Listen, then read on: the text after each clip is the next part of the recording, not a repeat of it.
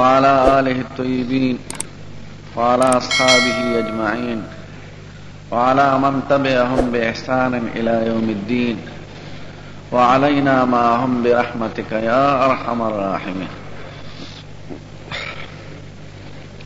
وبالسند المتصل منا إلى الإمام الهمام أمير المؤمنين في الحديث أبي عبد الله محمد بن إسماعيل بن إبراهيم بن المغيرة بن بردزبة الجعفي البخاري رحمه الله تعالى ونفعنا بعلومه قال: باب قول الله: ونضع الموازين القسط ليوم القيامة وأن أعمال بني آدم وقولهم يوزن. وقال مجاهد: القسطاس العدل بالرومية، ويقال القسط مصدر المقسط وهو العادل، وأما القاسط فهو الجائر. قال حدثنا أحمد بن أشكى وقال حدثنا محمد بن فزيل عن عمارة بن القعقاع عن أبي زرعة عن أبي هريرة رضي الله تعالى عنه قال: قال النبي صلى الله عليه وسلم: كلمتان حبيبتان إلى الرحمن خفيفتان على اللسان ثقيلتان في الميزان سبحان الله وبحمده سبحان الله العظيم.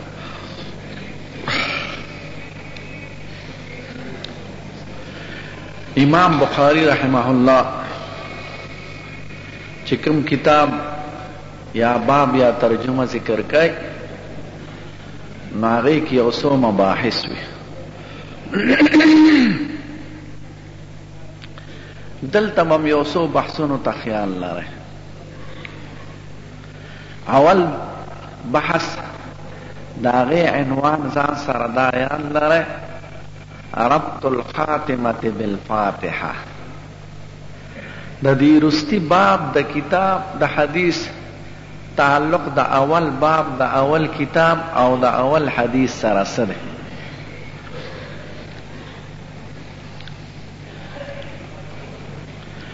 دویم هغه بنیادی مسله چې د کوم دپاره امام بخاري دا باب دی د هغې باره کې علما څه وایي او د امام بخاري څه رایه ده او د امام بخاري د رایې دلایل څه دي. دریم بحث هغه د نحو او د صرف سره تعلق لري، د علم اللغات د عربی ژبې سره.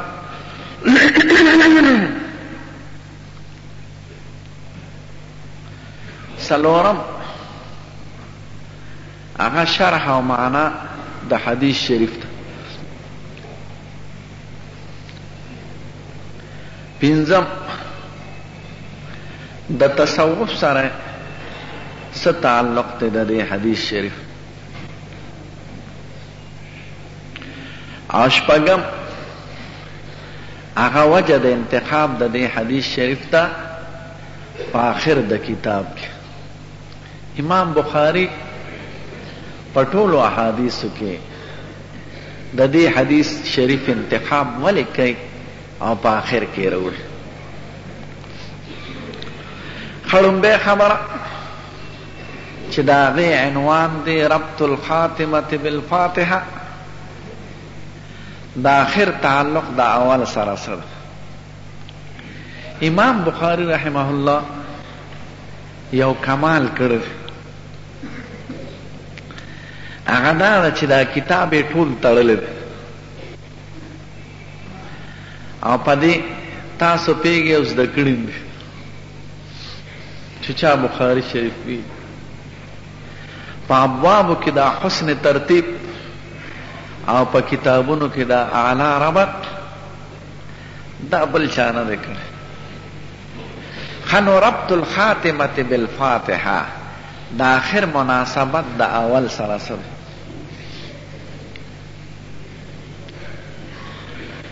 که ستاسو خیالي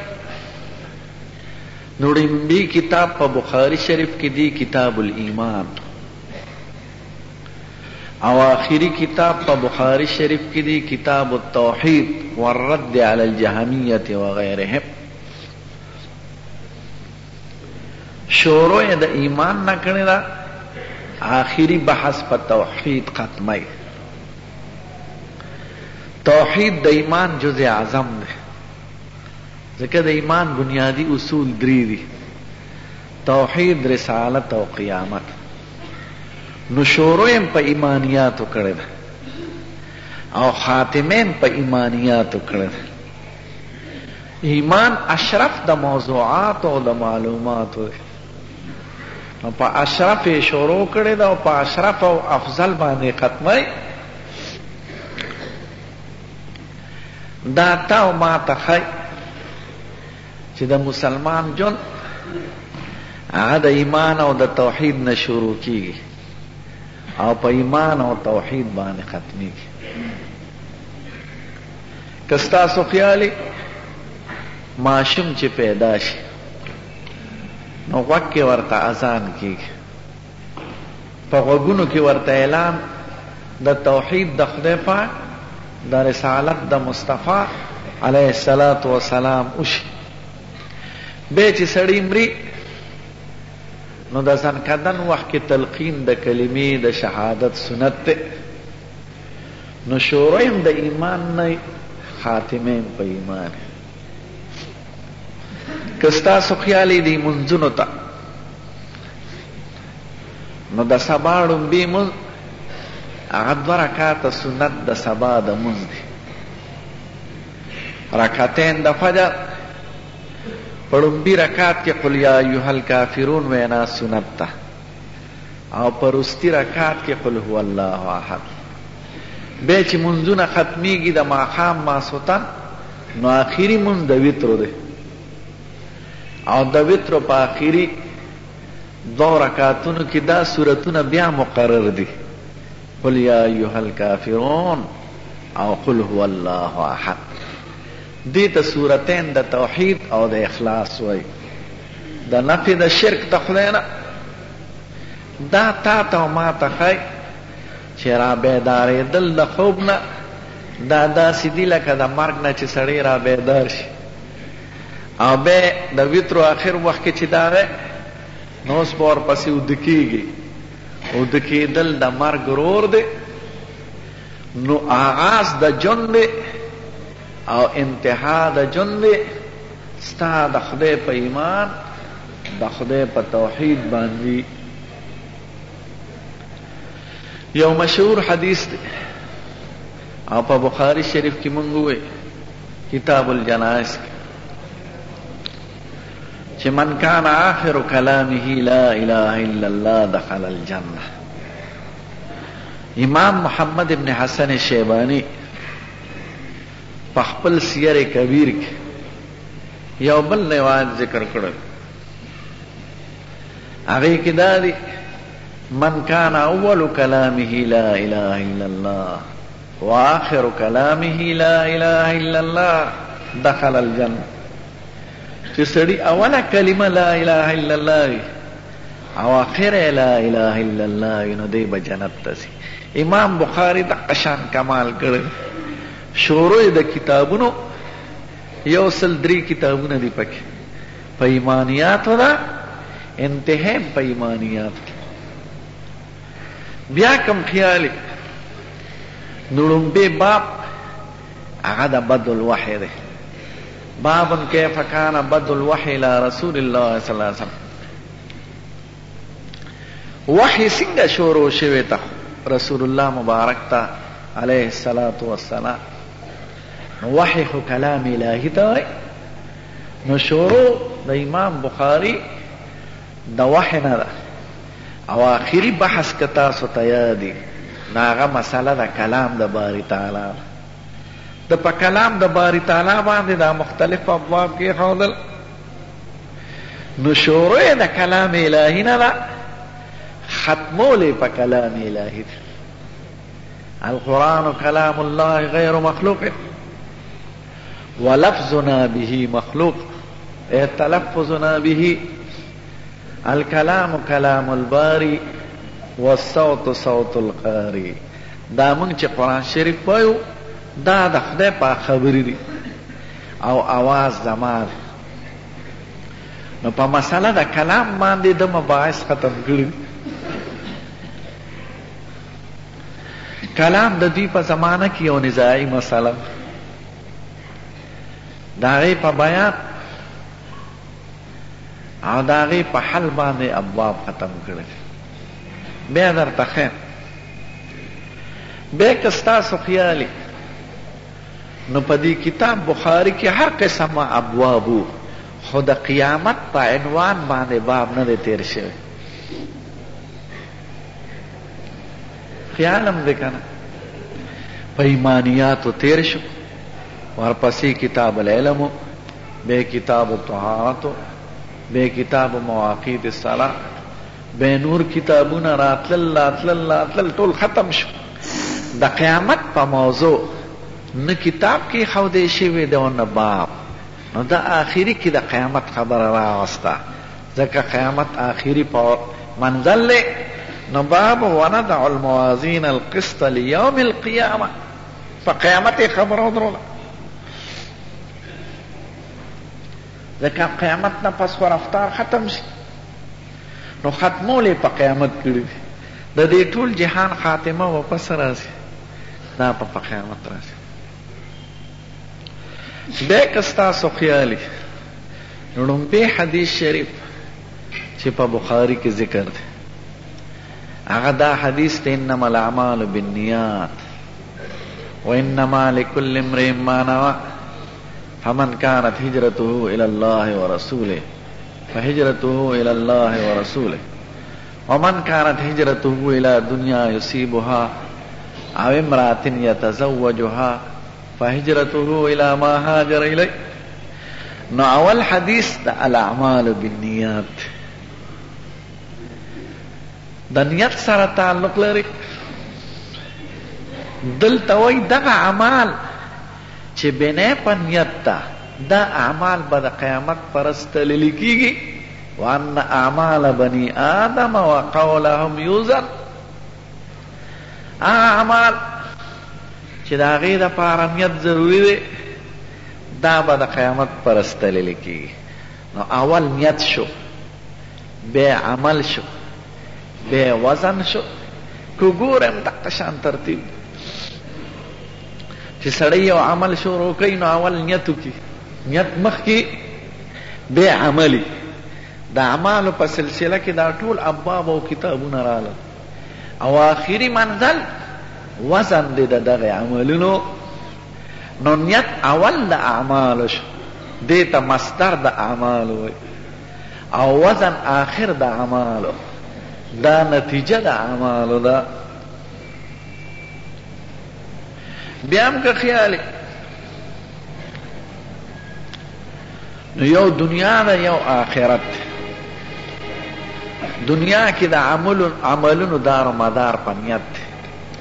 چې نیت یې صحیح وي نو عمل صحیح دی، چې نیت یې د فرض وي عمل فرض دی، چې نیت یې د نفل وي عمل نفل شو. او د قیامت پرس هلته خو د نیت مسله نشته، هلته دار و مدار په وزن دی. دا اعمال که دراني نو د خدای په نس قبول دی، او که سپکي نو د خدای په نس مردود دی. نو دنیا کې دار و مدار د عملونو په نیت، په آخرت کې دار و مدار د عملونو په وزن دی. دا مناسبتونه شو. دې ته ربط الخاتمة بالفاتحه. دویمه خبره هغه مسله ده چې دی ورته اشاره کوي. ما ورته وایي بخاري یو جامع کتاب دی، او امام بخاري خدای پاک په خپل فضل و کرم سره د دې ټولو اسلامي علومو ماهر او امام ګرځولی. نو یو دو مسلو ته اشاره کوي په دې باب کې، یو اصالتن ده یو طبعن ده. اصالتن مسله د کلام د باری تعالی ده، او طبعا مسله د وزن د اعمالو ده. کلام څنګه اصالتن ذکر کوي؟ د صحابه رضی الله عنهم په اخیر دور کې یو ډله پیدا شوه چې هغې ته معتزله وایي. د معتزله بیان ما تاسو ته کړ. یو 12 فرقې دي او په 5 اصولو باندې خپل مذهب جوړ کړی دی. یو ته توحید وایي، بل ته عدل وایي، بل ته وعد وعید وایي، بل ته امر بالمعروف والنهی عن المنکر وایي، او بل ته منزله بین المنزلتین وایي. دې 5 اصول دي. په دې 5 اصولو د معتزله او مذهب جوړ دی. بنیادی دلیل هغه عقل مخکې کول دي په نقل،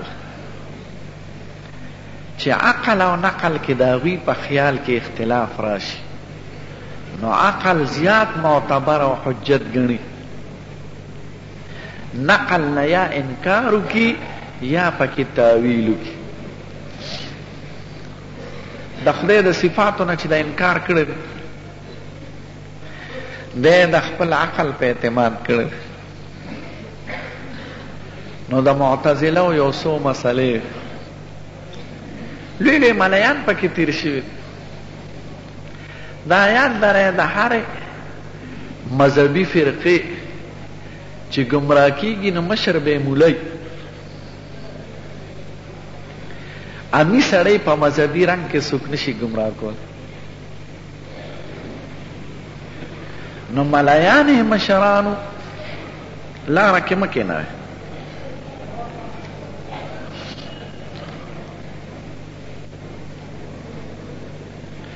نو په دې 5 اصولو او د عقل په اعتماد هغې یو څو مسلې خورې کړې په امت کې. اوله دا ده چې دا قرآن شریف چې دی دا د خدای په خبرې نه دي، دا د خدای صفت نه دی، دا د خدای مخلوق دی. خدای پاک به په هوا کې یو آواز پیدا کړ، هغه به جبریل علیه السلام اورید او هغه به د دواړو جهانو سردار ته راورسه. او موسی علیه السلام هم چې خدای سره خبرې کړې دي نو دا به یو آواز اورېده، هغه آواز به خدای په هوا کې پیدا کړ. یا رسول الله مبارک علیه السلام چې د خدای پاک سره خبرې کړې دي نو وی خدای خبرې نه کوي، خبرې خو بغیر جبه او بغیر غاښونو او بغیر حلقه او بغیر تالو کیږي نه. او خدای پاک نه جبه لري، نه غاښونه لري، نه حلق لري، نه مری لري، نو خدای څنګه خبرې کوي؟ د خپل ذهن کې یو دلایل مقرر کړي. نو وایي دا د خدای مخلوق دی، د خدای صفت نه دی. او زمونږ د اهل سنت والجماعت الحمدلله د ټولو دا عقیده ده چې دا الحمد نه تر ورناسه پورې دا د خدای په خبرې دي.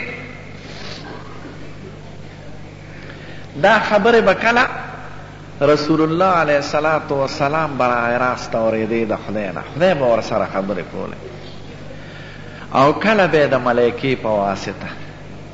دا زمونږ د ښکلي پیغمبر او د لوی خدای په منځ کې په مکه مکرمه کې 12 کاله 15 میاشتې 14 ورځې خبرې شوي دي، او په مدینه منوره کې 9 کاله او 9 میاشتې او 9 ورځې خبرې شوي دي.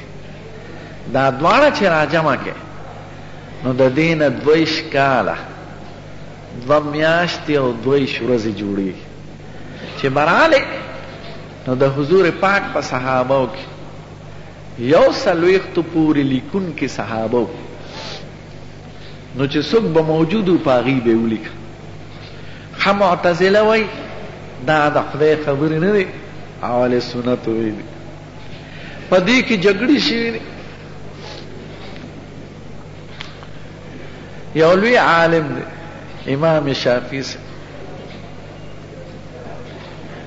دغه ملایان قاضیانو دا معتزله او د مامون الرشید بادشاہ دورو او هغه معتزلی شوی هغه فلسفه ویلې وه موری ایرانی ده نو عجمی اثر و پکې نو خوب کې یو فیلسوف ولید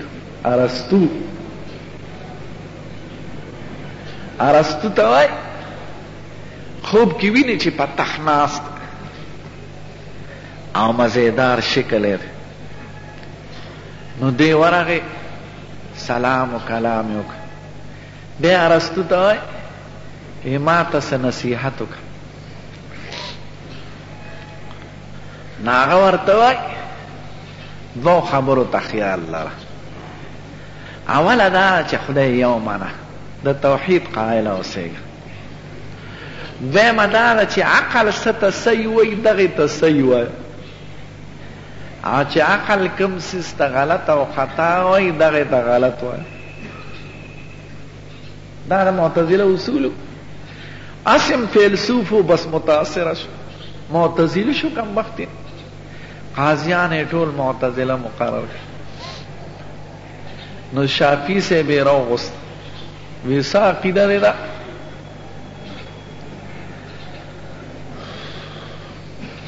بحث وکړه هغه وی زه به بحث د دجلې د پاسه کوم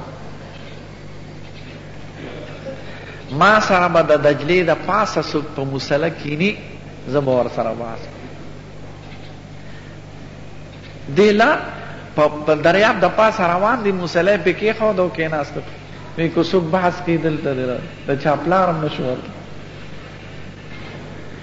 او د هغه مقصد په دې کې دا چې کرامت دا د اهل حق سره خاص دی اهل سنت والجماعت ته خدای پاک کرامات د اولیاء ورکوي او دا چې څومره ګمراه فرقې دي دوی کې کرامت نشته عملیات وي یو عاملی یو د کرامت خاوند یو ساحری یو پیغمبری بس لاړ وي ځکه دا خبرې په خبرو نه خلاصي بیا یې ونیوه وی ته به خامخا وې پیښه چې اوس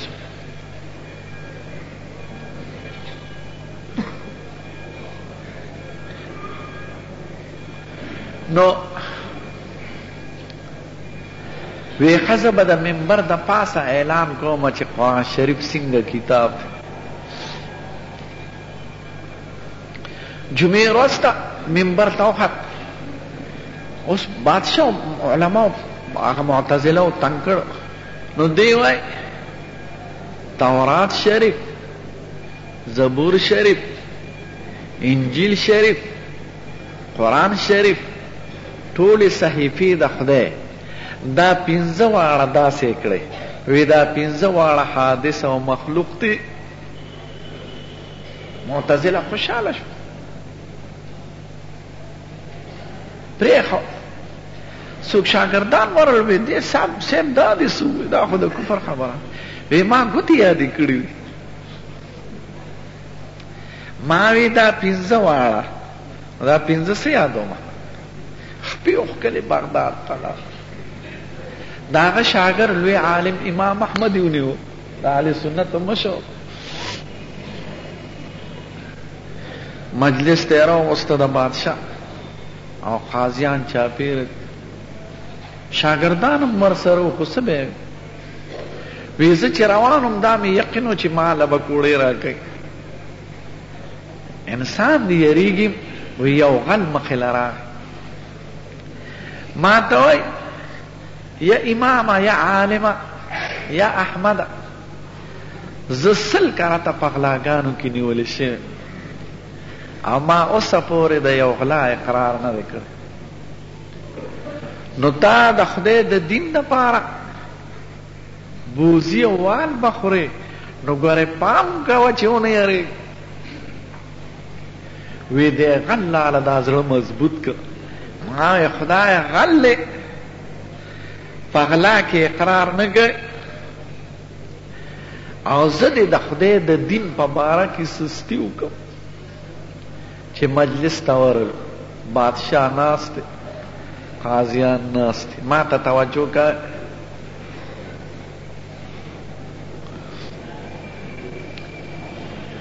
نو وای ما ته وای بادشاه شاګردان یې ملل وی د قرآن شریف په باره کې څه دا د خدای صفت دی او که د خدای مخلوق دی د وی قرآن شریف د خدای صفت دی که چا دې ته مخلوق وي هغه کافر دی القرآن کلام الله غیر مخلوق ومن قال انه مخلوق فهو کافر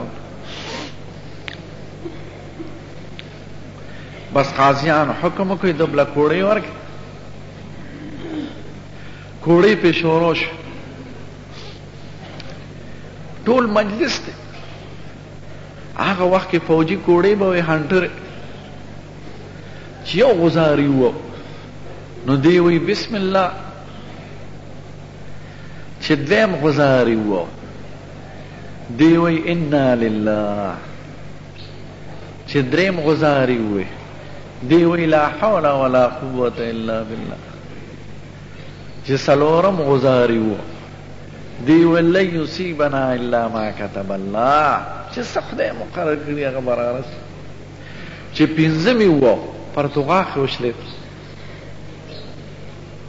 کمزور پرتوب ته څه شو پنډو پورې راغی بې اختیار د زر داسې باره وکتل او په خولې څه ووی بیا هغې یو کم دېرش غزاره ووه د دې بره کتو سره فورا هغه پرتوب په خپله اوچت شو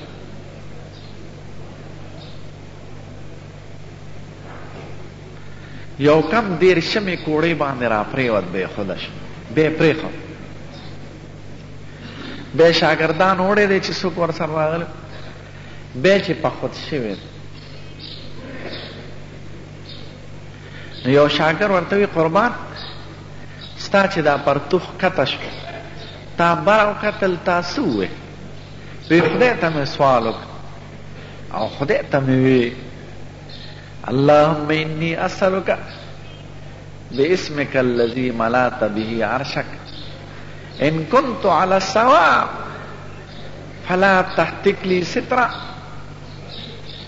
وی خدای ستانه پاغه نوم سوال کوم چې تا په عرش روښانه کړی که زه په حق یم چې زما پرده لاړه نشي وی پرتوګ راته په خپله راوچت شو هغه استاد شافعي صاحب چې بغداد ته مصر ته تللی خپې اوښکې وي هغه چې خبر شو چې هغه وال خوړلي نو شاګردان یې وله راولېږل وی دغه کمیس ماله راکړه چې په کوم کمیس کې تا وال خوړلي هغه کمیس یې هغه له په تحفه کې ورولې او هغه ځان له د کفن دپاره وساتو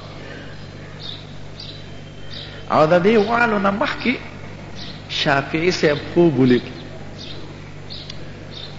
د دواړو جهانو سردار یې خوب کې ولید ورته وی احمد ته سوال جواب ورولېږه چې یو امتحان پې را روان دی خو چې وار خطا نه کړي نو هغه شاګرد راولېږه دله چې دله دا خبر راورسېد دی په ژړا شو وی دا خو داسې معلومیږي چې ما کې کمزوري ده ځکه راته وایي چې ځان ټینګه دا امام احمد صاحب وفات شوی دا چې والی په مسله د کلام خوړلي یو شاګرد خوب کې ولید وی تا سره خدای پاک څه معامله وکړه وی زه چې د خدای دربار ته پیش شم خدای پاک ما ته وایي اے احمده تا زما په کلام وال خوړلی وي زما په کتاب زما د دین په یو خبره ما وی خدای تا څه معلوم وی حضرت ما اوسه پورې چې خپل مخ چاته نه دی ښودلی وی پردې لور کوم زما مخ ته ګوره وی خدای پاک ما ته خپل مخ وښود مولا علي قاري صاحب وایي چې 236 کاله پس د هغه قبر خواته یو بل عالم یې ښخاو نو چې قبر یې هغه له جوړو کنه استکو د ده لحد څرګند شو. وی امام احمد سے جامع کفن هغه ګیره او هغه سر او بدن ټول روغ جوړ محفوظ لکه په هغه وخت کې چې چایخ. دا امام احمد صاحب په دې مسله د کلام دا دا بنیادي خبره. بیا په دې خپلو اهل سنتو کې یو وړه مسله کې خلاف را هغه دا وه چې دا قرآن شریف خو د خدای صفت او کلام دی، خو زما دا وینا او دا ادا او تلفظ زما دا مخلوق دی او کنه. نو امام احمد صاحب نور شاگردان هغه په یو طرف او امام بخاری او څو علما په بل طرف.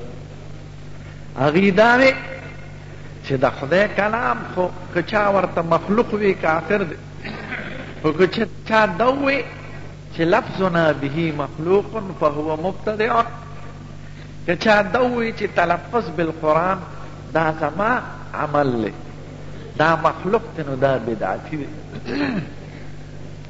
هغوی چونکې په دې مسله کې وال خوړلي تکلیفونه پې تېر شي نو لږه غلو پکې راغلی. تاسو به شرع عقاید کې ویلي چې بعضې حنابلو دومره غلو وکړه چې هغوی د قرآن شریف پاڼو ته د قرآن شریف جلدونو ته د قرآن شریف غلاف ته هم قدیم ووی چې دا مخلوق نه دی. امام بخاری وی نه، یو زما تلفظ دی، تلفظ زما عمل دی، دا مخلوق دی او یو د خدای کلام دی. نو په دې آخري باب کې خو والله خلقکم وما تعملون، خدای تاسو پیدا کړي او ستاسو اعمال پیدا کړي دي. نو تلفظ، ادا، جهر، کتابت، حفظ، اسرار، تغنی، لیکل، دا ټول اعمال انسانی دي. نو اعمال انسان په خپله مخلوق دی نو د ده اعمال خو به خود مخلوق دی.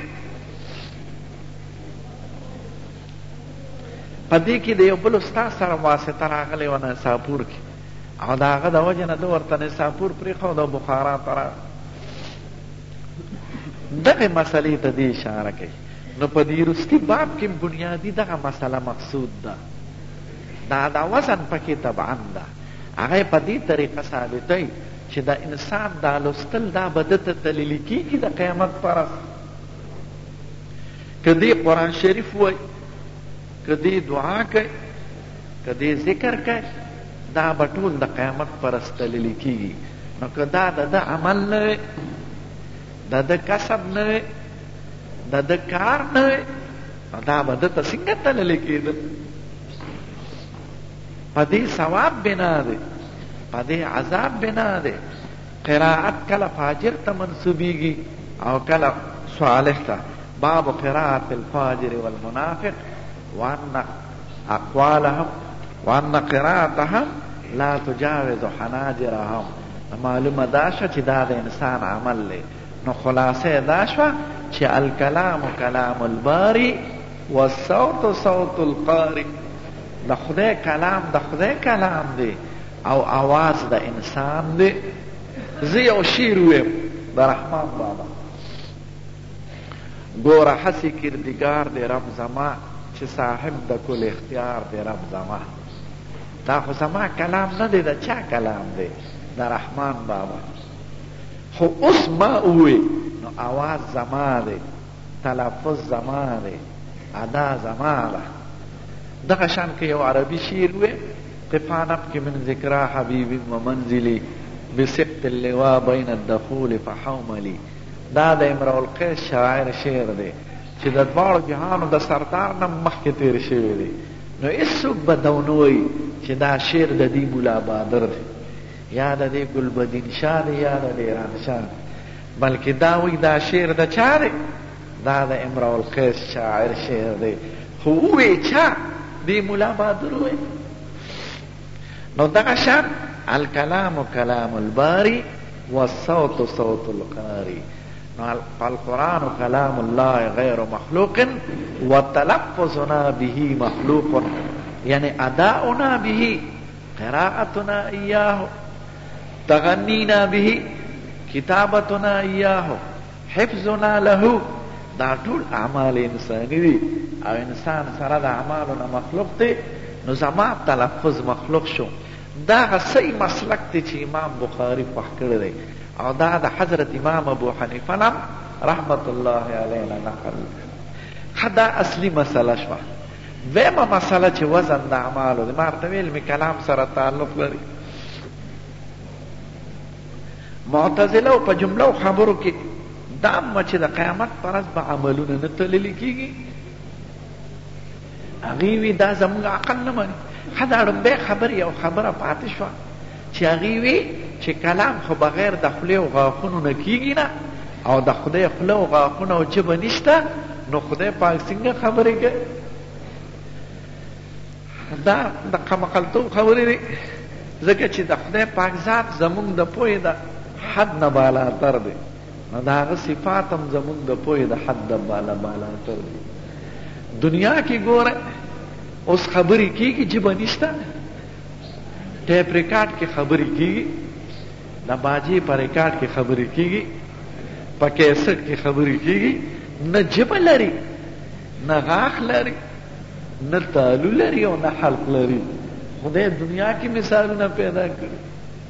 یو بله حضرت تانوی رحمت الله علیه مجلس له یو سړی راغی، حضرت مولانا اشرف علی مجدد الملت وحکیم الامت مجلس له یو سړی راغی. نواب وی صاحب تاسو دا منئ چې دا قرآن شریف د خدای کلام دی؟ وی او وی کلام خو بغیر د غاښونو او بغیر د تالو بغیر د ژبې نه کېږي، نو د خدای خو غاښونه او تالو او ژبه نشته، نو خدای خبرې څنګه کوي؟ نو هغه د معقولاتو په انداز کې جواب ورکړه، ما بالذات او ما بالعرف. وی ښه دا ژبه چې خبرې کوي دا بالذات کوي که بالواسطه؟ یعنی ژبه په خپله خبرې کوي که ژبه د بل چا په دغه خبرې کوي؟ وی ژبه په خپله خبرې کوي، ژبې له ژبې ته ضرورت نشته. نو په دنیا کې ته وینې ژبه خبرې کوي، موږ چې خبرې کوو په واسطه د ژبې کوو، ژبه چې خبرې کوي د چا واسطې ته حاجت نشته. هر څیز ما بالعرض انتها په ما بالذات. ستا په لاس کې پیاله ګرمه ده چیو، هلکه دا پیاله ولې ګرمه ده؟ دا ځکه ګرمه ده چې دا ګرم چینک نه واچولی شو. صحیح ده، چینک ولې ګرم دی؟ چینک ځکه ګرم دی چې دا په ګرم نغري پروت. ها نغری ولې ګرم دی؟ نغری ځکه ګرم دی چې لاندې ته ګرم اور بلیږي. اور ولې ګرم دی؟ داسې څوک ویلی شي چې اور ځکه ګرم دی چې خشاک ګرمي؟ نه، اور په خپله ګرم دی. اور په خپله ګرمۍ کې چاته محتاج نه دی. دا ټول مخلوقات خدای پاک پیدا کوي، داسې زی زی زی زی ودرېږي به په خدای. دا واړه د سکول ماستران چې که نه، نو دوی وي دا مولیان چې دي دوی په ساینس نه پوهېږي. هلکه ولې نه پوهېږو؟ ملیان خلقو ته وایي چې دا باران خدای کوي، حال دا چې دا خو د سمندر بړاس. هلکه ځناورو په دې دومره ساینس مونږ پوهېږو. ښه د سب د سمندر بړاس دی، دا بړاس د سمندر نه راغلی دی. سمندر د کوم ځای نه راغلی؟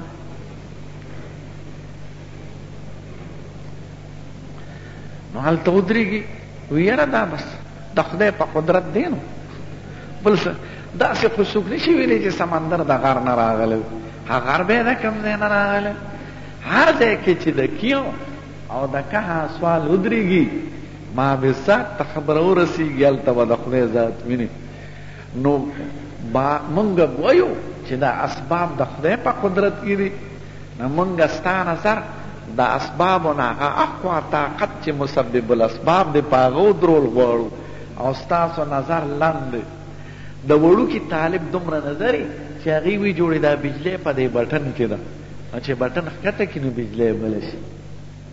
او چې بټن برکی نو بجلی میش او چې دا هغه نه اوچت نظري او یا لکه دې بټن کې کار نه دی دا بجلی د ګری سټیشن نه راغلی ده پېښور نه هلته د کوم ځای نه راغلی هلته د مردان کې د کوم ځای نه ده ملکنډ کې کوم ځای ده هلته په خپله بجلی ده نو پوی انسان په دې پیږي چې د دې ټولو بجلو مزې تړلی دی د ملکن سره او زما غوندې شابدین او ډیران شه او زناور شه دی وی جوړې ټول کار په دې بټن کې دی نو دغه شان حضرت تانوي رحمت الله علیه ورته وایي چې ژبه خو په خپله خبرې کوي ژبه کې بله ژبه شته څه کنې بیا به هغه بلې ژبې له بله ژبه وایي نو بلې ژبې له به بله ژبه وایي نو تسلسل به راشي او تسلسل ستاسو په عقل کې محال دی نو خدای پاک په خپلو خبرو کې هغه نه ژبې ته محتاجه دی نه غاښونو ته محتاجه دی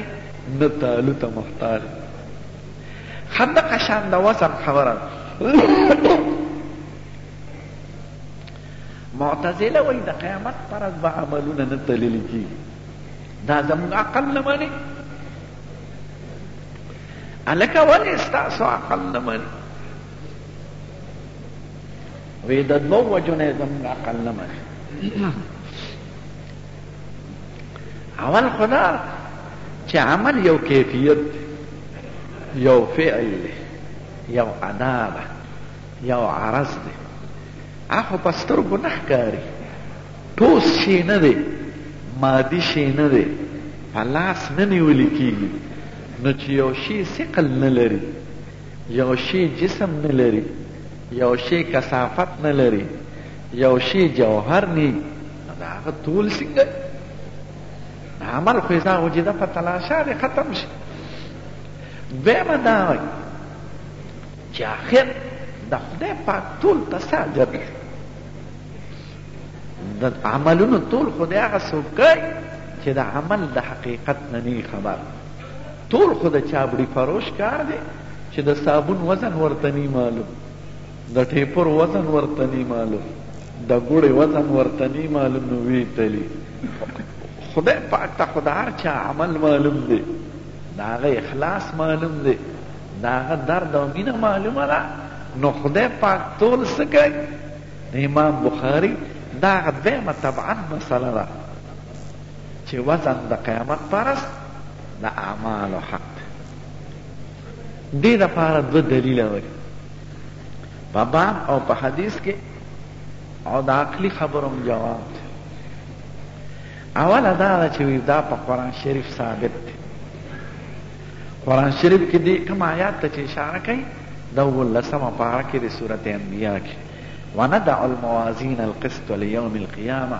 فلا تظلم نفس شیئا وان کان مثقال حبة من خردل اتینا بها وکفا بنا حاسبین خدای نهمه پاره کې سورت اعراف کې وایي والوزن یومئذ الحق اتمه پاره کې فمن ثقلت موازینه فاولئک هم المفلحون ومن خفت موازینه فاولئک الذین خسروا انفسهم بما كانوا بآیاتنا یظلمون بیا په سورت 18مه پاره کې بل ځای کې والوزن 18مه پاره کې والوزن سورت مؤمنون کې والوزن یومئذ الحق فمن ثقلت موازینه فاولئک هم المفلحون ومن خفت موازینه فاولئک الذین خسروا انفسهم فی جهنم خالدون تلفح وجوههم النار وهم فيها كالحون سورة قارعة فأما من ثقلت موازينه فهو في عيشة راضية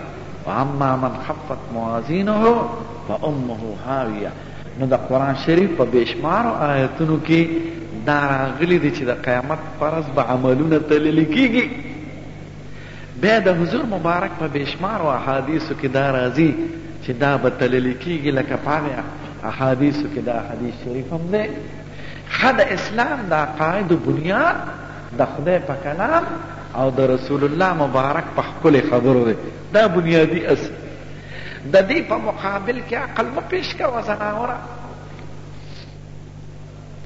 ستا عقل بسي قسم دی که د دې ټولو زناورو عقل لا جمع کې د انسان پوهې ته نه رسي دا غوا میخې مونږ سره اوسېږي په کورونو کې او چنچڼې او مرغۍ مونږ سره کورونو کې جالې جوړوي چرګې مونږ سره اوسېږي خو چرګان چنچڼې غوا میخې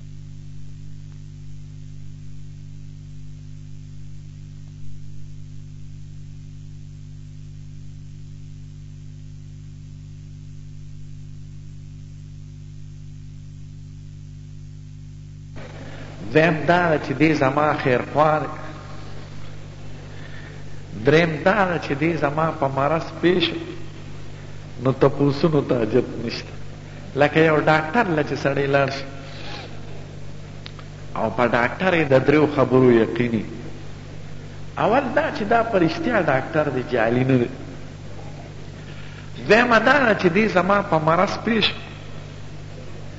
دریمه دا ده چې دې زما خیرخوا دی نو دارو تی کوا که خدای ته منظور شفا به درکوي چرته په دنیا کې داسې مریض به نه وینې چې ډاکټر ته وایي صاحب څه دې تورې ګولۍ راکړې او څه زیړې دا ولې او څه راته وی دا دارو په دې وخت کې استعمالوه دا څه په دې وخت کې استعمالوه دا ولې او څه دې لامده دارو راکړل او څه دې وچ دارو راکړل دا ولې یو مریض د ډاکټر نه دا تپوس نه کوي او که تپوس یې دیو که په دې مخ به ووایي چې زه ځناوره میډیکل کالج کې 14 کاله سبق ووایه نو بیا به په دې پیش نو چې د یو ډاکټر نه څوک د نسخې تپوس نشي کولی د ولې د وکیل نه د دفعات او د قانون تپوس نشي کولی چې دا ولې یو ریډیو ټلویزیون چې څوک جوړوي دا تپوس د زما غوندې ملا بهادر نشي کولی چې دا اواز پکې ولې راځي امریکا ته د دې کې چې ستن داسې کوم اواز پکې راځي اما تا ته وایي ځناوره ته په دې خبرو نه پوهېږي نو چې پیغمبر څه ویلي دي هغه حق د دې وجې نه زمونږ د دین دا مسله ده چې د ایمان خبره چې د خدای او د رسول نه دې واورې د هغې باندې به ایمان نه وړې که ته دا وایې چې زه به پیالي ایمان راوړم چې زما عقل ورته رسي نو ته مسلمان نه ته زندق یې ځکه تا خو په خپل عقل ایمان راوړی خدای د مسلمان په صفت کې دا وایي یؤمنون بالغیب ایمان هغه ایمان ته وایي چې په غیب ایمان غیب دې ته وایي چې په سترګو درته نه ښکاري په غوږونو یې نه اورې په پوزه یې نشي معلومولی په ژبه یې نشي څکلی په لاس یې نشي معلومولی په عقل یې نشي معلومولی په تجربو یې نشي معلومولی په لباټرو یې نشي معلومولی خو د خدای او د رسول د وینا د وجې نه یې منې دغه ته ایمان بالغیب وایي ما لا یدرکه الحواس ولا تدرکه بداهة العقل ولا يعلم بالمشاهدة والتجربة دغه غیب خدای پاک وی قرآن شریف لا تقدموا بین یدی الله ورسوله د خدای او د رسول په خبرو کې د ځان نه خبرې مه کوه چې زما عقل دا وایي زما ستا عقل بسې چې ټاکې عقل لري نو معتزله او ته امام بخاري وایي چې په قرآن ثابت دي چې قیامت پر ورځ به د عملونو طول کېږي او په بېشمارو احادیثو ثابت دي چې د قیامت پر ورځ به عملونو طول کېږي نو زناورو ولې ته انکار کوه ښه یو خبره ده نو هغې سره به د هغې جواب هم راشي د عملونو طول به څوک څنګه طول به څوک کوي دا تله به کوم ځای ولاړ نو د عملونو د طول په باره کې د عالمانو 3 خبرې دي اوله دا ده چې خود عمل به دلیل کېږي عمل که کیفیت دی عرض دی شکل نه لري جسم نه لري کثافت نه لري خو خدای پاک هغه قادر دی په دې چې دا ټول څیزونه وتلي داسې آلات به وله جوړ کړي چې دا به دلیل کېږي که پخوا دا خبرې خلقو ناشنا ګڼې اوس یې په سترګو ویني هوا تللی کېږي وی دومره سپیډ باندې هوا روانه ده طوفان باران تللی کېږي بجلی په میټر کې تللی کېږي تبه په ترمامیټر تللی کېږي بلډ پریشر یو حرکت دی د وینې هغه په خپله آله تللی کېږي د جز اوچتوالی چې جز کې روانې تا ته به وایي مونږ په دومره بلندۍ روان یو. نو بلندي حرکت کیفیت دي ټول د مقولې د عرض نه دي او دا ټول تللی کېږي. که ټیپ ریکارډ هم ځان ته ولګو او خبرې کوې نو هغې کې به بجلي اوچتېږي کمیږي به تا ته به د آواز اندازه ښیي چې آواز د دې اندازې ته ورسېد یا دې ته ورسېد. نو آواز هم دا حکم غیر قاروزات او هغه تللی کېږي. نو چې دنیا کې کیفیت آغاز انسان تلی نو خدای پاک ولله المثل الاعلی خدای پاک به اعمال تلی. اوس ګوره ټلویزیون راغی یو خبره شوي ټلویزیون پرده به وړي هغه شی به ته بیا وینې هغه صورت به تا ته راځي هغه خبرې. قرآن شریف کې خدای پاک دا وی ووجدوا ما عملوا حاضرا د قیامت پر ورځ به خپل عمل ویني. خلق به وي دا به څنګه ویني؟ خدای والا داسې حالات راوښکل چې په خپله اوس مني. یو غل سړي که پردي ګنري بلي خدای پاک ورته وي یم ملا بادره دا دې د ګنو غلا دې کړې ده. دې به وایي خدایه ما کوم ځای کړې ده پرده به ښکاره شي. دا څوک ناست دی؟ دا په لاس کې لور د چا دی؟ دا ګني څوک ریبي؟ که زینې کړي که شراب یې څکړي که غلې کړي هماغه شکل هماغه صورت پرده به را څرګند شي. د خدای په ریکارډ کې دا ټول محفوظ دی. ما یلفظ من قول الا لدیه رقیب عتید او کراما کاتبین یعلمون ما تفعلون. دا ټول څیزونه محفوظ دي. ها د معتزله او د یوې خبرې جواب وشو. دویمه رایه په دغه کې ده د اعمالو په ټول کې چې کیدی شي چې خدای پاک اعمال د اجسامو په شکل کې حاضر کړي د قیامت پر ورځ. نیک عملونه په نورانی څیره کې او بد عملونه په ظلمانی څیرو کې او بدللی شي. او قرآن شریف کې او په احادیثو کې د هغې مثالونه راغلي دي. علم یو کیفیت دی. د دواړو جهانو سردار علم د پایو په شکل کې لیدلی وی ما پی وسکل او باقي پی مې عمر صاحب له ورکړل. خوب کې د ولید چا ورته وی قربان فما اولته یا رسول الله د دې څه تعبیر دی؟ وی علم. نو د علم شکل له پایو دی. د قیامت پر ورځ به دا مرګ د ګډ په شکل حاضر شي او د جنت او د دوزخ په منځ کې به حلال شي. نو د مرګ شکل د ګډ دی. د جمدون شکل د اس دی. د دین شکل د کمیس دی. د قات سالونه او د خوشحالۍ سالونه کالونه د یوسف علیه السلام زمانه کې بادشاه د سابو غویانو او د خوارو غویانو او د شنو وږو او د وچو وږو په شکل کې لیدلي وو. انی ارا سبع بقرات سمان یاکلهن سبع عجاف وسبع سنبلات خضر واخر یابسات. قرآن شریف به د یو نوجوان په شکل شي.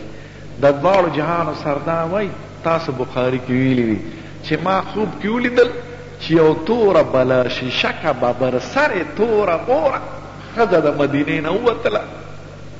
وی صاحب دا څه شي؟ وی دا هغه تبه وه بلا وه چې د مدینې نه لاړه او جحفې ته ورسېد. نو دقه شان سورت بقره او سورت آل عمران به د مارغانو په شکل راشي د وریځو په شکل به راشي. نو اعمال به خدای پاک د اجسامو په شکل کې څرګند کړي. نو د اجسامو ټول خو ای معتزله او تاسو منئ نو هغه عقلي خبره هم لاړه. دویم قول د علماو دا دی چې کتابونه به تللي کېږي. حدیث ته بطاقې نه معلومېږي. درېیمه دا چې خود کارکوونکي به عاملین به تللي کېږي. لکه خدای وایي فلا نقیم لهم یوم القیامة وزنا. او یو تا بالرجل السمین یو سرب غټ کافر به راوستی شي او تله کې به کینولی شي. فلا یسوى عند الله جناح بعوضه. د یو ماشي د وزر عمره به وزن نه لري. خو زموږ عام علما وایي او په هغې کې حضرت شاه انور شاه کشمیري صاحب دی چې دا د انسان ټول یا د کتابونو د بطاقې تول دا به د یو سړي نیم سره کېږي. خدای پاک به د کافر سپکوالی ښیي او د خپلې کلمې د ایمان قدر به ښیي. عامه معامله به داسې نه، عامه معامله به د خودې د اعمالو وزني. ښه دویمه خبره په دې کې چې وزن به څوک کوي، طول به څوک کوي. نو د آیات شریف نه خدا معلومیږي چې خدای په خپله وایي موږ به دا طول کوو. د بعضو روایاتو نه معلومیږي چې آدم علیه السلام به ولاړی طول ته. د بعضو نه معلومیږي چې جبریل علیه السلام به ولاړی طول ته. د بعضو نه معلومیږي چې ملک الموت اسرائیل علیه السلام به ولاړی طول ته. او موږ د خپلو استادانو نه اورېدلي دي چې دا ټولې خبرې په یو ځای دي، دا ټولې رښتیا دي. خدای چې ځان ته منسوب کړی دی خو مالک حقیقي دی، د هغه په حکم به کېږي. نو هغه ته نسبت هغه د مالک او د آمر او د حاکم په حیثیت دی. او آدم علیه السلام به ولاړي ځکه دا د هغه د اولاد معامله ده، د مدالعې د طرفه به ولاړي. جبریل علیه السلام به ولاړي ځکه د وحی او قانون نه وړی دی. دی به دا وایي چې دا عمل د وحی سره برابر دی، دا د وحی نه خلاف دی. د ده د مفتی اعظم حیثیت دی. که عدالت کې ګوره نو اټارني جنرال ورته وایي دا په عدالت کې پیش کیږي قانونګو. او اسرائیل علیه السلام به ولاړي ځکه د انسان د مرۍ نه چا نیولی دی چې مړ کړی. نو د ده حیثیت به د پولیس انسپکټري آخري لکه تانیدار یا ایس ایچ او یا پولیس ډي سي یا ډي اس پي دا پیش کیږي په عدالت کې د مجرم په دپاره. نو دا څلور واړه به دا تله به کم دی، دا تله به د پولیس وراق مخې ته ولاړ. دا خلک چې د قیامت پر ورځ راپورته شي نو تږي به. نو اول به مسله د حوض کوثر خدای پاک دې ستاسو زموږ نصیب کړي. د هر پیغمبر به جدا حوض او د هغه امت به ورځي.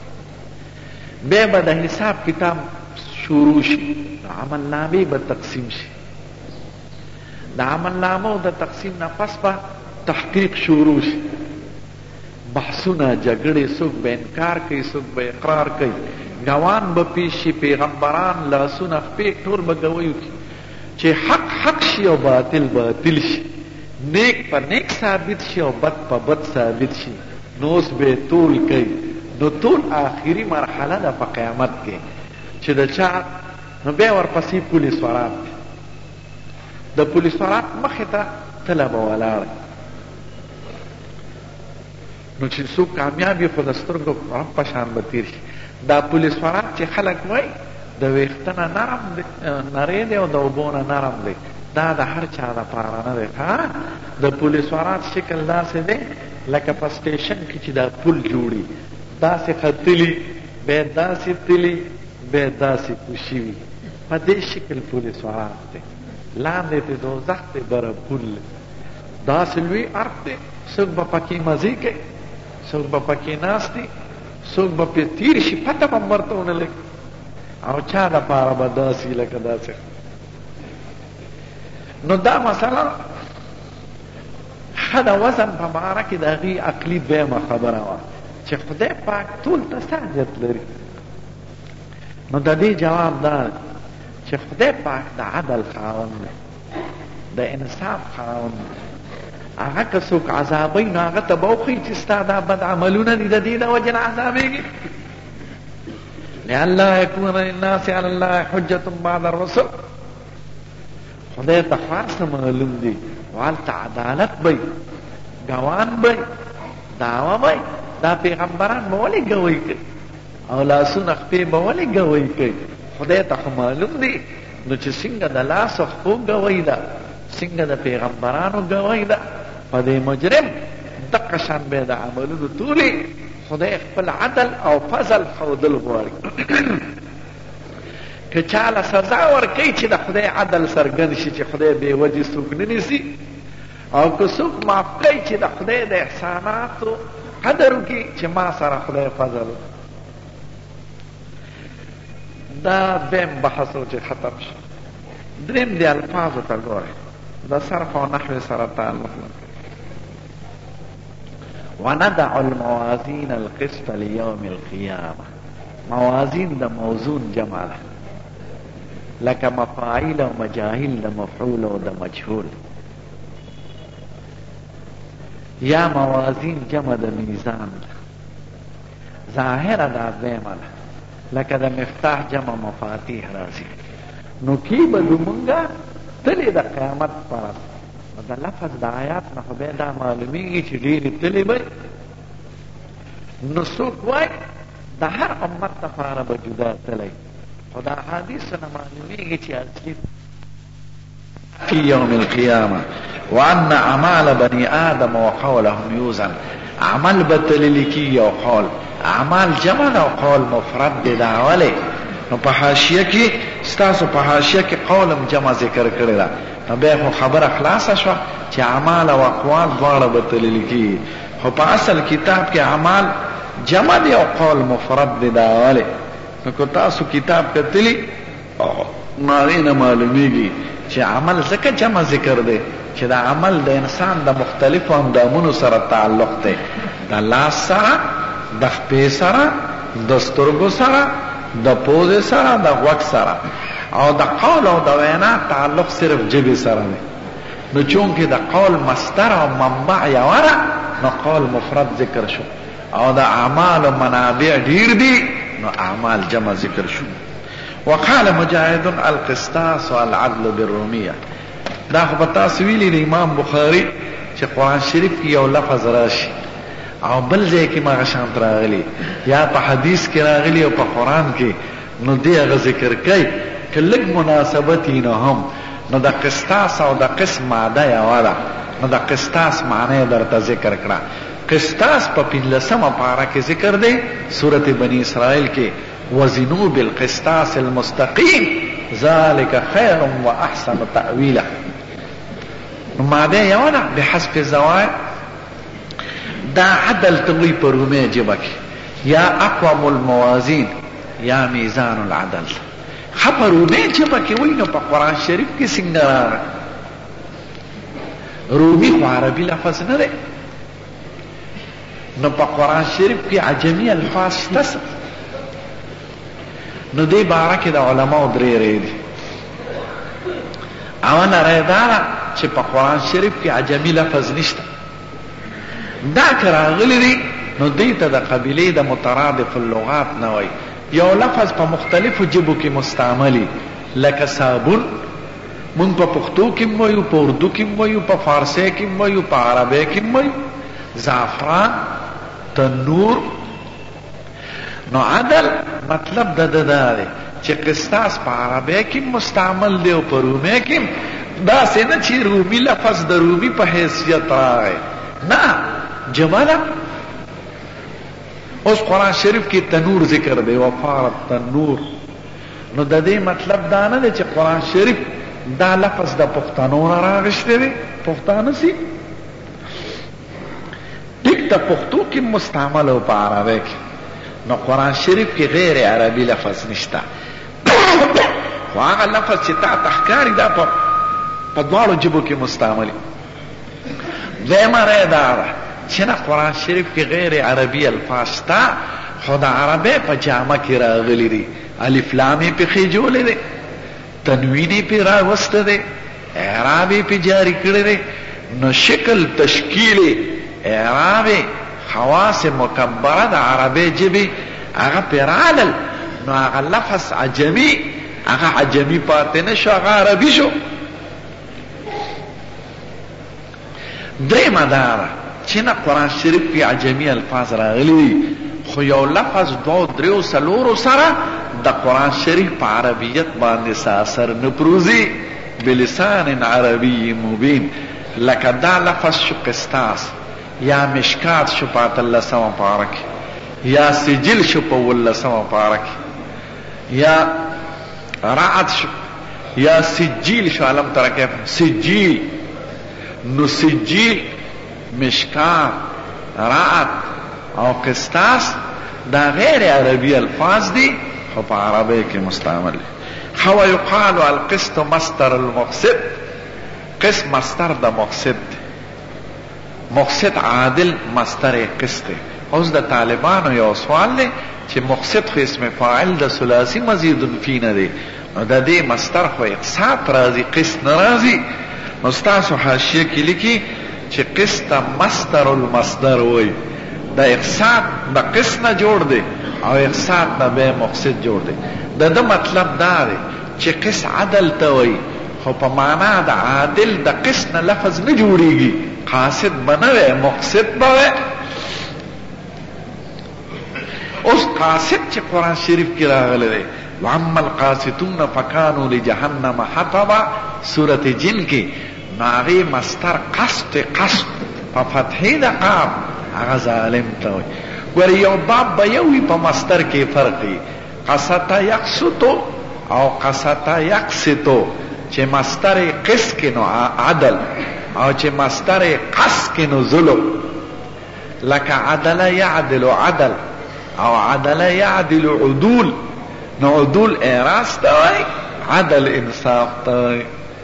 قسط قسط قسط قسطان دا ټول الفاظ راغلي. حدیث ته ګوره، حدثنا احمد بن اشکاب، احمد ابن اشکاب د زمانه درې راویان دي، ټول تقریبا نوم د پلار یو دی. حافظ ابن حجر وای احمد ابن اشکاب، محمد ابن اشکاب، علی ابن اشکاب، درې واړه د یو زمانه راویان دي، خو لیس بینهم قرابه. بظاهر خو سړي ته معلومیږي دا چې پلار یو دی، نو دوی به کور کې روڼی. آخري ابو زرعه راوي دی، ابو زرعه په دې کنیه څلور راویان مشهور دي. دا چې دی حرم ابن عمرو ابن جریر البجلی دی، او آخري راوي صحابي ابو هريره دی. تاسو به ترمذی کې ویلي چې د ابو هريره په نوم کې څلور څلوېښت اقوال راغلي دي، او مشهوره دا ده چې د جاهلیت نوم عبد شمس دی، د اسلام نوم عبدالرحمن دی. دا ړومبی شیخ الحدیث دی په مخ د ځمکې، 5304 احادیث ته دنه نقل لی. د خیبر په موقع ایمان نه وړی، عمر یې هغه وخت کې یو کم 13 کاله، د دواړو جهانو سردار سره 3.5 کاله صحبت کړی او په یو کم 80 هجری کې وفات شوی. د باندې خلکو اعتراضات هم کړي. ابو هريره وای رضی الله تعالی عنه قال قال النبي صلى الله عليه وسلم كلمتان حبيبتان للرحمن، یو دو کلمې دي چې خدای پاک ته ډېرې خوښې دي. دا کلمه ګورې په معنا د کلام سره ده، کلمه مفرده نه ده ځکه رستو کلام دی. لکه قرآن شریف کې کلمه په معنا د کلام مستعمله شوې ده. خدای وای وتمت كلمة ربك الحسنى على بني إسرائيل بما صبروا او ولولا كلمة سبقت من ربك لكان لزاما واجل مسمى. یو دو کلمې دي چې خدای پاک ته ډېرې خوښې دي. دا وروسته دوو کلمو ته د خدای خوښې وي. خفیفتان علی اللسان، دا خدای پاک ته ولې خوښې دي؟ دا د تصوف سره تعلق لري. خدای پاک په خپل صفت ډیر خوشحالي. د دې وجنه په اکثرو آیتونو د قرآن شریف کې د خدای پاک صفت ذکر کی، والله علی حکیم، ان الله علی کل شیء قدیر، ان الله سمیع بصیر. د خدای مدح د ایمان او عقیدت ته دا دو کلمې خدای پاک ته ځکه خوښې دي او خدای پاک خفیږي چې دا دو کلمې سره د اختصار نه د خدای په ټولو صفاتو دلالت کوي. اجمالا د خدای ټول صفات چې دي نو دوه قسمه دي. یو ته صفات ثبوتی وي، لکه خدای د قدرت خاوند دی، خدای د سمع او د بصر او د کلام او د اراده خاوند دی، دې ته صفات ثبوتی وي او صفات اکرام ورته وي. دویم ته صفات سلبی وی، لکه خدای جسم نه پاک دی، خدای د مکان نه پاک دی، خدای د حیث نه پاک دی، خدای د هر عیب نه پاک دی، خدای د مخلوق پشان نه دی. دې ته صفات تنزیه هم وی، صفات جلال هم وی، صفات سلبی هم وی. په ذل جلال والاکرام کې دغه ته اشاره ده. نو دا دوه کلمې خدای پاک ته ځکه خوښې دي چې دا د خدای د دواړو صفاتو باندې دلالت کوي. په سبحانه سبحانه کې د خدای صفاتو سلبیه ته اشاره شوه چې خدای ته پاکې د جسمیت نه، د مکانیت نه، د عروض د حوادثو نه، د دې د ښځې نه، د زوی نه، د اولاد نه، د حاجت نه، د شرک نه. او بحمده او عظیم کې د خدای صفاتو ثبوتیو ته اشاره شوه. نو دا دوه ښکلې کلمې سره د اختصار نه د خدای په ټولو صفاتو دلالت کوي.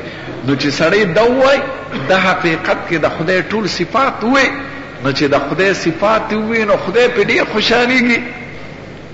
خفیفتان علی اللسان، دا دوه کلمې دا په وینا کې آسانې دي. دا سبحان الله سبحان الله العظیم دا آسانې دي. دا ولې آسانې؟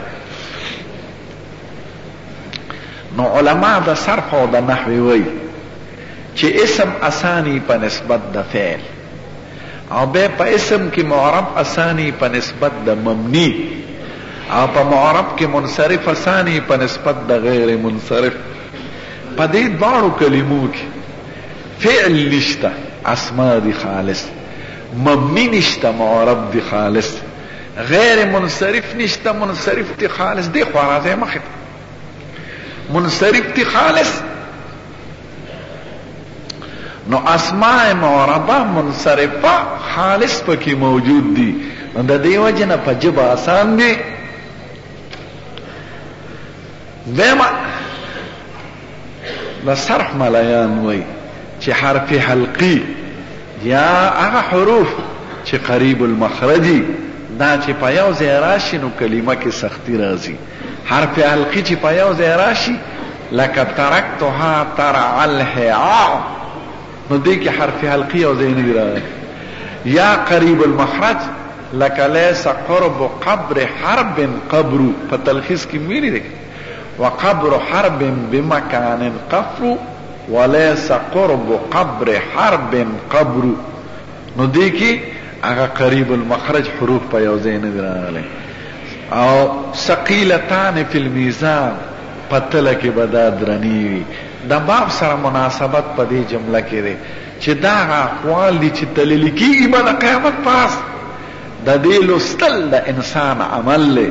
نو دا انسان عمل او دا انسان اقوال با تللکی که تللکی دینا نو دا دوارو جهانو سردار با دیتا ثقیلتان فی المیزان نه.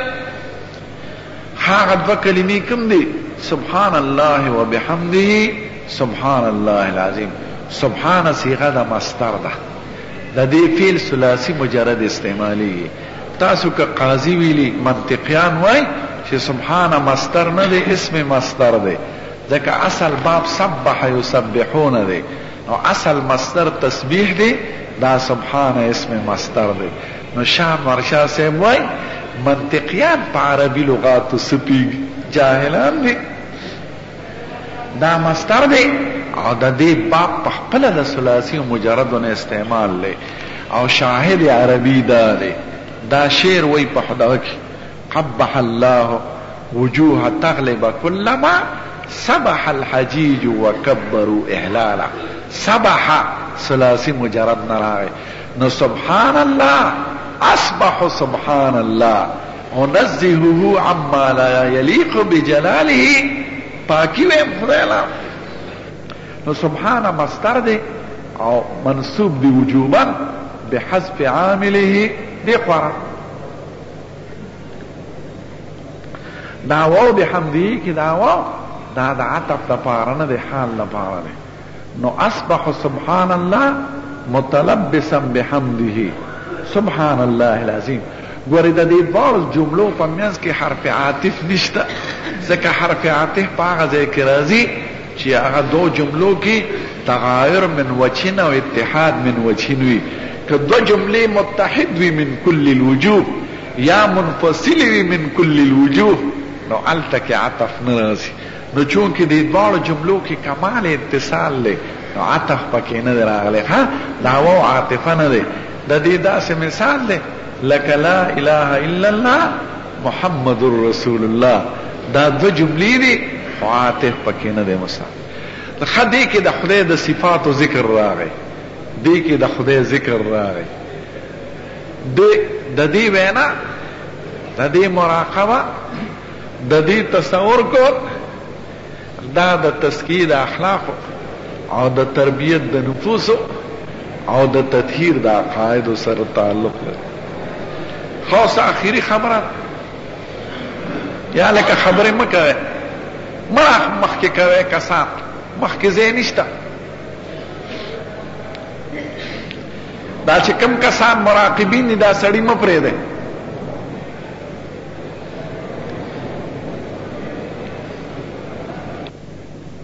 آخری خبره هغه دا چې دا وزن د اعمالو په باره کې خو ډېر احادیث. نو امام بخاري د دې حدیث شریف ولې انتخاب کوي په آخر د کتاب کې؟ نو حافظ ابن دا حدیث درې ځایه ذکر دی. کمال دا چې دا حدیث غریب دی، په دې سند باندې راغلی دی، په بل څلورو پورې تر محمد ابن فضیل پورې غریب دی. لکه لومبی حدیث ته انما الاعمال بالنیات چې غریب دی. د یحیی بن سعید الانصاری پورې د حکته نه یعنی د صحابي نه غریب راغلی دی. بیا د یحیی بن سعید نه پس بیا متواتر شوی. نو د دې حدیث انتخاب ذکر کوي چې دا بخاری کې دا ابواب او کتابونه چې ذکرو دا ټول مجالس د علم او د دواړو جهانو د سردار دا تعلیم دی چې هر مجلس چې ختمیږي نو ته به د هغې کفاره ادا کې. کفاره دا ده چې د خدای تسبیح او تحمید ووایه، سبحانک اللهم استغفرک واتوب الیک، داسې کلمات یا سبحان ربک رب العزة عما یصفون، دا به د دواړو جهانو سردار وي. نو امام بخاری په آخر کې داسې حدیث مبارک راو چې هغه مشتمل دی په تسبیح او تحمید چې د دې ټولو مجالسو کفاره ادا شي. که مجلس کې هر قسمه خبرې راغلي چې د هغې ادا شي. زمونږ استادان وایي چې د احادیثو د درس مثال د جنت د جن دی. قسم دې کوم سکون او اطمینان چې د احادیث او د علم په وینا کې دا د جهان په کسبونو کې نشته. نو د دې مثال د جنت د جن دی. او جنتیان چې جنت ته لاړ شي نو خدای د هغې په بیان کې وایي واخر دعواهم فيها سبحانك اللهم وتحيتهم فيها سلام واخر دعواهم ان الحمد لله رب العالمين. اغیبم د خدای تسبیح او حمد ادا کی. نو په آخر کې د تسبیح او د حمد راغی د جنت هغه جن ته ورسېده. ان شاء الله چې سړی په دې لار روان شي دا لاره د جنت ته خدای پاک دې تاسو ټول موږ جنت ته ورسوي. تاسو هم دا ووایئ یو ځل ځان سره سبحان الله وبحمده سبحان الله العظیم سبحان ربك رب العزة عما يصفون وسلام على المرسلين والحمد لله رب العالمين.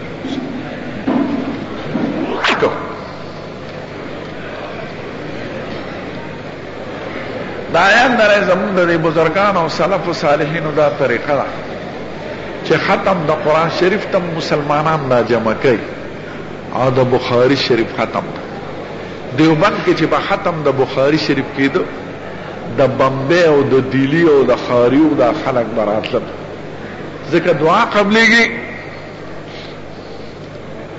د بخاری شریف اخر کې چې سړی شریک شي ان شاء الله لکه په قاعده کې چې سړی شریک شي خدای پاک د مون ثواب ورکړي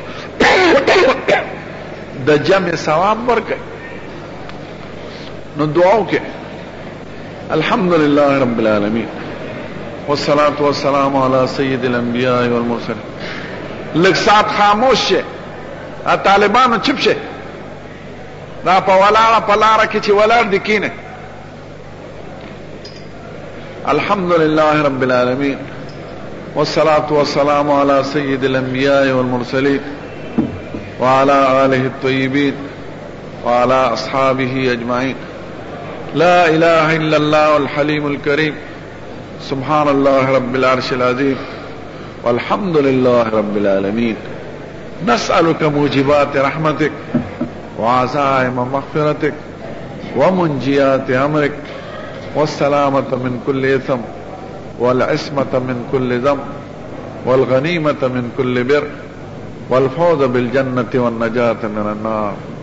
لا تدع لنا في مقامنا هذا ذنبا إلا غفرته ولا هما إلا فرجته ولا كربا إلا نفسته ولا ضرا إلا شفيته ولا غائبا إلا رددته ولا ضالا إلا هديته ولا مديونا إلا قضيت دينه ولا حاجة من حوائج الدنيا والآخرة هي لك رزق ولنا فيها صلاح إلا قضيتها يا أرحم الراحمين.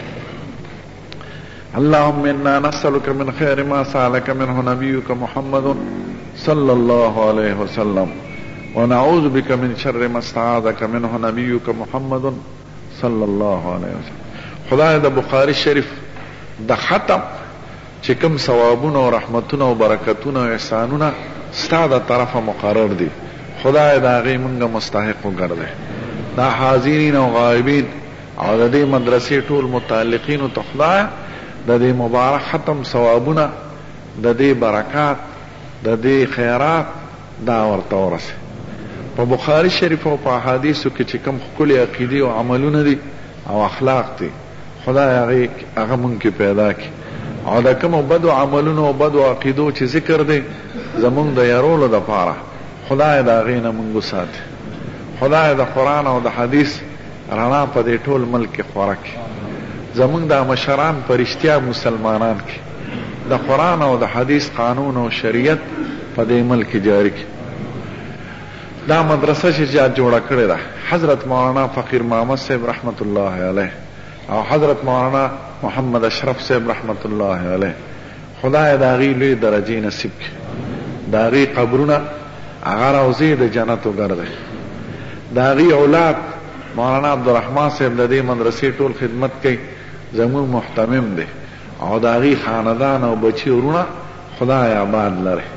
د دې مدرسې چې نور څوک معاونین دي خدمت یې کوي، چندې ورکوي، خدای د هغې په مال کې، د هغې په ژوند کې او د هغې په عملونو کې برکتونه نازل کړي. خدای دا مدرسه قائم او دائمه لري او د احادیث او د دین د کتابونو د درس دا سلسله قائم او دائمه لري. کوم استادان صاحبان چې په دې مدرسه کې درس کوي د هغې خدای درجې بلند کړي او د هغې اعمال قبول کړي. او چې کوم طالبان او حفاظ دې مدرسه کې علم زده کوي، حفظ کوي، خدای خپلو مقاصدو کې کامیاب کړي. خدای دا مدرسه او زمونږ د اسلام نورې مدرسې د هغې د ظاهري او باطني ترقی اسباب مهیا کړي. خدای دین خور کړي او هدایت ټولو خلقو ته نصیب کړي. خدای دا مدرسه د دې علاقې دپاره د هدایت، د رڼا او د اصلاح د اعمال او د اخلاقو یو ذریعه وګرځي.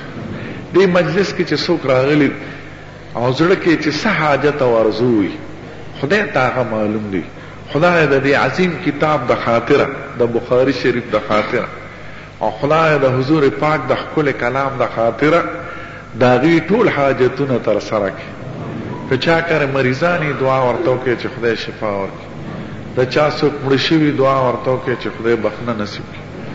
دې بچو ته دا بچي خدای نیکان صالحان لري او مشرانو له خدای پاک د حیا او د عزت ژوند نصیب کړي. افغانستان ته دعا وکړئ چې هلته خدای پاک د طالبانو او د عالمانو په لاس د اسلام رښتونی حکومت قائم کړي. دا جنګیالي خلک ته خدای پاک ختم کړي. خدای پاک پاکستان نه خدا ښځه لر کړه، خو خدای دا نحوسیت خو زمونږ نه خدای ختم کړو.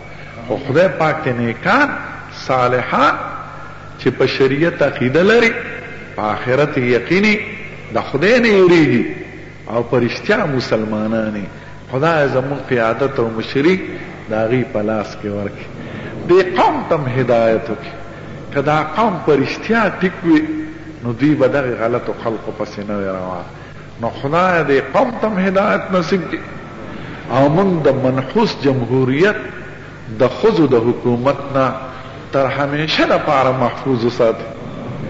کوم ځای کې چې د مسلمانانو د کافرانو کشاله ده، که فلسطین دی، که کشمیر دی، که قبرس دی، که ارټیریا ده، که مغربي نیوګنې دی، که جبرالټر دی، چې کوم ځای د کافرانو او مسلمانانو کشاله ده، خدای مسلمانانو له فتح او نصرت ورکړي او د هغوی دشمنان په هره جامه کې چې دي، که یهودیان دي، که عیسایان دي، که شیعګان دي، که منافقین دي، خدای ټول په خپل کور کې په غم مبتلا کړي او مسلمانان د هغوی د شر نه کوم علما او بزرګانو چې دلته تشریف راوړی دی د هغوی درجات خدای نصیب کړي. زما والد صاحب ته دعا وکړئ چې خدای پاک صحت کامل نصیب کړي او ډېر ژوند زمونږ د دعا دپاره او زمونږ د خیر دپاره خدای پاک د هغوی نصیب وکړي. زمونږ ماشومان بچي اولاد خدای نیکان عالمان صالحان کړي او د امت ته پې خدای پاک خیر ورسوي. اللهم اجعل جمعنا هذا جمعا محفورا وسعينا سعيا مشكورا وعملنا عملا مقبولا. سبحان ربك رب العزة عما يصفون وسلام على المرسلين والحمد لله.